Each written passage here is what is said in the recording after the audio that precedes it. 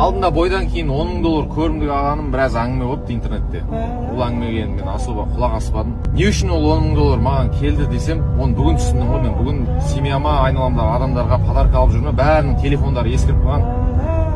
И телефон алып берейінші дедім да бәріне. Керек адамдарым 8 адам шықты, 8 адамның телефондарының бағасы $10,000 болды. Маған келген $10,000 семьяма кетті да. И оны мен не үшін алғанын түсіндім да, бүгін түсіндім. Енді ол беріп тұрғаннан кейін қолын қайтарған жоқ ма, үлкен кісілер беріп жатыр енді. Жоқ алмаймын десең, ол өзінше болып қалған сияқты болып қаласың да. Бергеннен кейін алдым, бірақ ол тұрды сол күйі.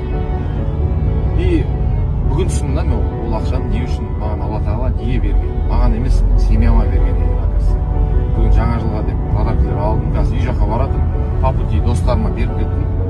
Енді қазір үйге барып, үйдегілерге бұйырса сыйлаймын. Жаңа жылды жаңа телефонмен, Аллаға шүкір, әйтеуір Алла тағала просто мен арқылы семьяма беріп жатыр да.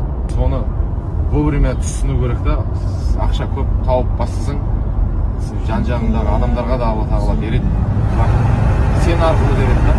Соны түсіну керек, достар, короче. Биылғы жылдың соңғы ақылы ғой, короче.